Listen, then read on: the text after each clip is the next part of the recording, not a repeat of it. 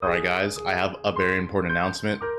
I got a new shirt from NCA. Look at this. This is nice, right? And I know there's some of you out there like, you only wear these type of shirts indoors, so I'm gonna prove you wrong. Watch this. As you can see, I am outside. I'm wearing my nice shirt still. And you know what? Since I'm outside, I'm gonna touch some grass. If you want to check out what they have, all you have to do is go on intotheam.com. They have graphic tees, they have pants, joggers, underwear, hoodies, you name it. They have a bunch of stuff. And it's all very high quality and comfortable. And if you use my code LarryLurr, you get 10% off of your entire purchase. Hey guys, Larry here, and for today's video, I'm going to talk about 5 characters that I believe are the most hated in the current competitive meta of Smash Ultimate. I'm basing this list off of not only players hating to play against the character, but also spectators hating to watch the character at events. Before I start, reminder to drop a like on the video if you want to help support my channel. It takes a second and it makes a massive difference on how this video performs in the YouTube algorithm. Also, let me know in the comments what your prediction for the top 5 will be. With that out of the way, let's get started.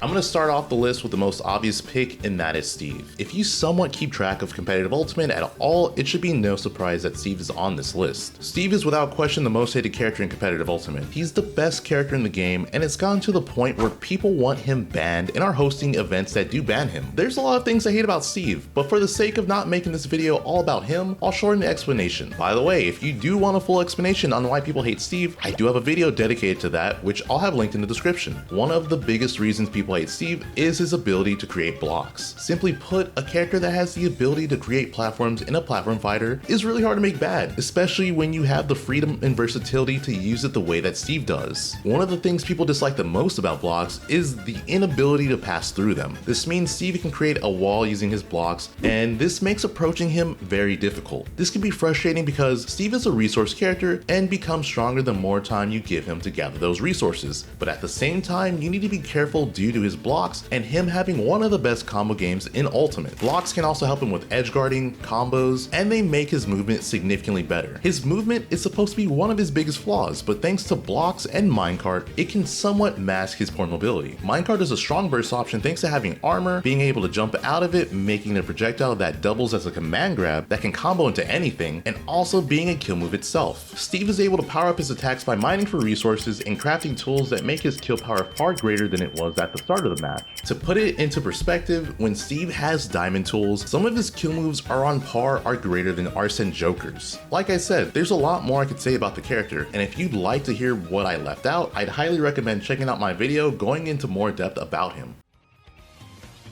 Next up we have Min, who at some point was the most hated character in Japan. The reason being, they were one of the few parts of the world who was still able to host offline events during quarantine and got to experience top level pre-patch Min without online input delay. If you think Min is bad now, be thankful you didn't have to deal with her offline where she could charge her forward smash for 4 times as long as she could now, and her arms did more knockback and shield damage. Like Smash 4 Bayonetta, whenever Min won a set, there would be mass dislikes on the video. Even with the nerfs she's received, she's still one of the most hated characters in Ultimate. This is because her options are incredibly non-committal compared to the reward she can get. From about half the distance from a stage, Min has the ability to attack and pressure the opponent with her arms, which are disjoints and only considered a hitbox, meaning hitting Min's arms will not hurt her at all. She can consistently edgeguard characters from far away without even leaving the stage. She can also easily 2-frame characters and lead trap the opponent from near center stage. Min probably has the most forgotten about mechanic in the entire game, which is that she can power up her arm. The way you do this is by successfully grabbing and throwing the opponent. When you do this, Min's attack button arm becomes stronger and has a bigger hitbox. It basically becomes a slightly weaker version of her megawatt arm. Given she has the second longest grab range in the entire game and her long range tools make you want to shield pretty often, the reward for landing a grab seems pretty unfair. From a spectator's point of view, the reason Min is hated is that she just looks boring compared to other characters. She's just moving back and forth attacking the opponent at a distance where they can't really do anything. It doesn't help that visually her attacks look pretty bland, and it just feels like unless you have a decent amount of knowledge on the character, it can be hard to tell what she's throwing out at a given time. I feel like typically when you see a Min get a 0 to death combo, instead of people getting hyped or excited about it, they're typically in shock or disgust that they were able to take the stock at such a low percent and from that distance. And oh my god! Oh my god! Finally Character's happened. unreal. One of the things about Rob that makes him such a hated character in my opinion is how common he is. You can go to just about any region in the world and there will be a notable Rob player there. Rob is one of those characters that is good at just about everything and is relatively easy to play. He has a 0 to death combo that is not difficult to do compared to how easy it can be to set up. In order to do the combo, you just need to hit a neutral air on the opponent and have a gyro in hand. His neutral air is one of the safest aerials in the game due to how disjointed it is and how little end lag it has. The move also has a pretty generous window for you to combo out of it. Recently, they even found a way for his neutral air to be even more safe on shield by using his up special. It can now be positive on shield. The other thing is that Rob's gyro is one of the best projectiles in the entire game. It can auto ledge trap for you, it can give you stage control, and it can be comboed out of simply by just setting it on the ground. Rob also has the ability to pick it up like an item and use it that way. So, because Rob has such a strong projectile long range game, you'd expect him to be bad up close, right? Well, guess what? He has some of the best frame data in the entire game. To put it into perspective, let's compare Mythra and Rob's frame data on their attacks. Now, you would think that the frame data on Mythra's attacks would be significantly better than Rob's, and it's just not, especially when you compare their grounded moves. It's crazy to think, but Rob, on top of having such a strong keep away game and the ability to set up traps, can keep up with or even outbox some rushdown characters. So now, you're probably thinking, he's good up close, he's good far away, he has easy to do death combos, he's gotta be lightweight or have a bad recovery or something, right? He does not. He has an above average weight and has one of the best recoveries. The biggest issue with Rob is something that people meme about, and it's just that he's big. Thanks to his giant hurt box, he's really easy to combo. Rob is one of those characters that is not only good at just about everything, but he's easy to use and is just so common that people never really want to see him win.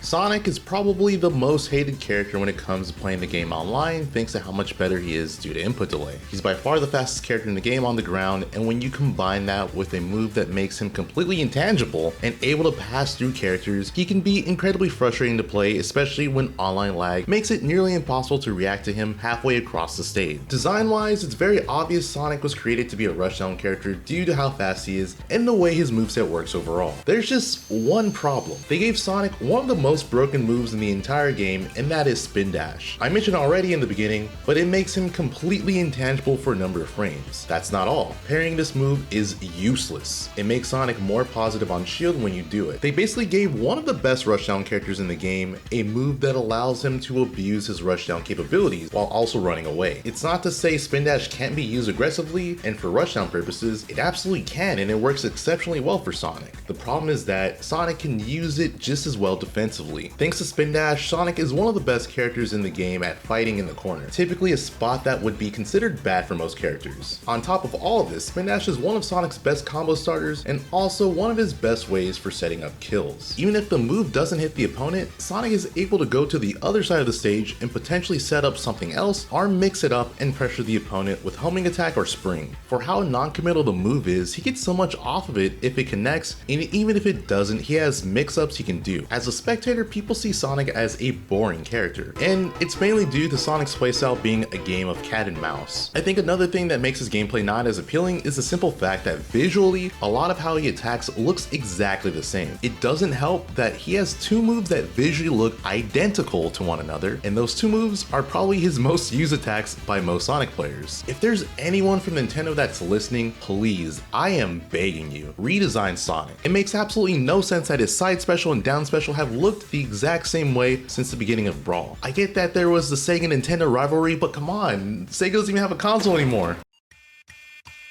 Last up we have Game & Watch, who at some point was probably the most hated character in Ultimate, and though there have been characters that have surpassed him in being hated, he is still up there. The reason Game & Watch is so hated is because of how strong, simplistic, and restrictive his moveset is. He basically can do the same thing against everyone, and it just looks incredibly repetitive. His massive neutral air and up air hitboxes give Game & Watch the best juggling in the entire game. His neutral air is one of the best aerials in the game thanks to it being very disjointed and pretty safe on shield. Once he lands a grab or neutral air, he's able to combo it into into another neutral air or up air, and rinse and repeat this process until the opponent is at a percent where you can take their stock with a smash attack or edge guard them. His smash attacks are not only strong, but they have low end lag, making them difficult to punish, especially up smash, which is completely invincible when the attack is out. If Game & Watch doesn't edge guard you, he still has the option to ledge trap you with Chef, which is single-handedly one of the best ledge trapping moves in the entire game. If he hits you with Chef at ledge, he's able to combo it into basically anything and take the stock. His down special, which is a reflector, can also absorb certain attacks, and depending on the matchup, can give him a one-hit kill move. Last but not least, we have his up special, which is the best out of shield option in the entire game. It's tied for being the fastest and has a pretty generous hitbox that can combo into his neutral air or up air. Game & Watch forces most characters to play his game thanks to his amazing moveset that just outright counters a lot of what characters can do. As a player, this can be frustrating because you feel like you're being forced to play in such a limiting way, while it feels like the Game & Watch can do whatever they want, and as a spectator, it can be boring due to how repetitive his gameplay can be and feeling like there's less thought behind the actions the Game & Watch player is doing. And that is it for the video. Let me know down in the comments how many of the characters on this list you predicted correctly. And also a reminder, drop a like on the video. It helps me out on the YouTube algorithm. And if you are enjoying my content, make sure to sub to the channel and ring the bell. It helps me out immensely. Thanks for watching, and I will see you next time.